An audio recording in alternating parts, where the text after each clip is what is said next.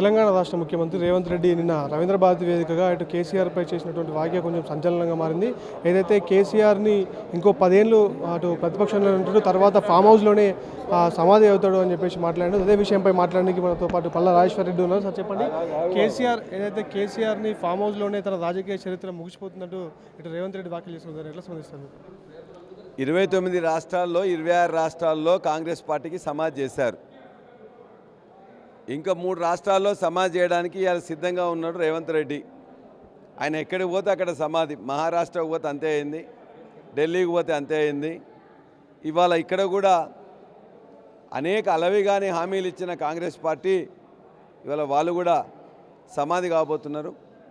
ఈ రాష్ట్రంలో నిన్న జరిగిన బహిరంగ సభతో ప్రతి గ్రామం నుంచి వెళ్ళి, ప్రతి వార్డు నుంచి వెళ్ళి వేలాది మంది కదిలొచ్చి లక్షలాది మందితో సభ పెట్టుకున్నాం. కోట్లాది మంది ప్రజలు కేసీఆర్ గారు ఏం మాట్లాడతారో వీక్షించారు. కేసీఆర్ గారు రేవంత్ రెడ్డి లెక్కనో కాంగ్రెస్ నాయకుల లెక్కనో బూతులు మాట్లాడడానికో, అబద్ధాలు చెప్పడానికో, అసత్యాలు చెప్పడానికో, అభూత కల్పన చేయడానికో సభకు రాలే. 25 సంవత్సరాల చరిత్ర, ఏ విధంగా తెలంగాణ సాధన జరిగింది, పునర్నిర్మాణం జరిగింది, ఏ విధంగా ఇవాళ అలవేగానే హామీలు ఇచ్చి వాళ్ళు ఫెయిల్ అయిన విషయం చెప్పాను. రాజకీయ సమాధి అనేది కాంగ్రెస్ పార్టీకే ఈ దేశ ప్రజలు కట్టారు. ఈ 3 రాష్ట్రాల్లో కూడా భవిష్యత్తులో రాజకీయ సమాధి కట్టబోతున్నారు.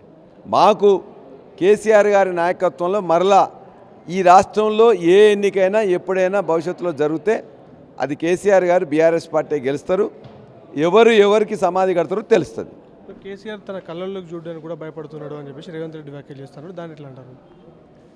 కేసీఆర్ గారు ఇలాంటి ఉడత ఊపులకు, పిట్ట బెదిరింపులకు భయపడే వ్యక్తి కాదు.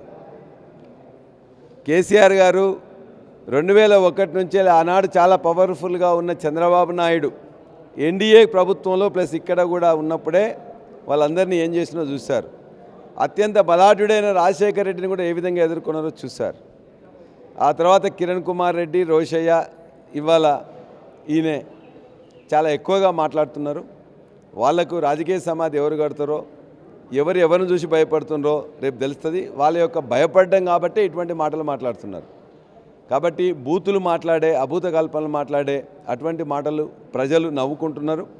ప్రజలు వారికి కర్రు కాల్చి వాత పెడతారు. సభ గురించి చూసుకున్నా కానీ నల్గొండకు సంబంధించిన ఒక మంత్రి, ఒక ఎంపీ పెట్టినా ఇంతకన్నా ఎక్కువ మంది జన సమీకరణ మేము చేయగలుగుతాము అంటే అని చెప్పేసి వాళ్ళు వ్యాఖ్యలు చేసి దాన్ని ఎట్లా చూస్తారు?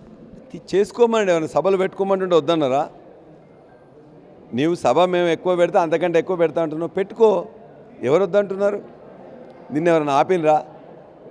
మీ రాహుల్ గాంధీని ఆపినరా? నిన్న ఆపినరా? మీ రాహుల్ గాంధీని వచ్చి పెట్టుకోమనండి. ఎంత పెద్ద సభలైనా పెట్టుకొని ఏం చేస్తారో చెప్పండి. ఇవాళ ఇచ్చిందా లేదా అని చెప్పేసి రైతు బంధు 15,000 ఇస్తాన్నావు, ఇచ్చినవా లేదా? లేకపోతే నీ హామీలు ఇతరులకు, పిల్లలకు స్కూటీలు ఇస్తా అని చెప్పినావు, దొడ్డువడ్లకు బోనస్ ఇస్తా అని చెప్పేసి అన్నావు, రైతు బీమా సమయానికి ఇస్తా అని చెప్పినావు. అవి చేయండి. 24 గంటల కరెంట్ ఇస్తాను ఇవ్వలేకపోతున్నావు, అది చేయండి. ఒక్క ఉద్యోగం కూడా ఇవ్వలే. మేమిచ్చిన నోటిఫికేషన్, మేమిచ్చిన పరీక్షలు, వాటి సర్టిఫికేట్లు ఇచ్చినావు. 2 లక్షల ఉద్యోగాలు ఇస్తున్నావు, ఒక్క నోటిఫికేషన్ కూడా ఇవ్వలే. ఇవ్వండి, అవి ఇవ్వండి. అవి ఇచ్చి సభలో పెట్టుకోండి. అబద్ధాలు మాట్లాడి సభ పెట్టుకోవడం కాదు. మేము సభ పెట్టిన మాలాగా నువ్వు సభ చేయగలిగితే నువ్వుగా 1 కాదు 4 పెట్టుకో. ఎమ్మెల్యే కాదు, ఎంపీ కాదు. ఇటువంటి చాలామంది చాలా మాట్లాడినారు.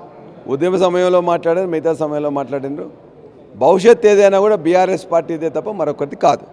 సభ పైన రాష్ట్ర ప్రయోజనాల కోసం కానీ రాష్ట్రానికి సంబంధించిన అభివృద్ధి విషయాలపై మాట్లాడితే బాగుండేది, కానీ సభ పెట్టి మొత్తం కాంగ్రెస్ పైన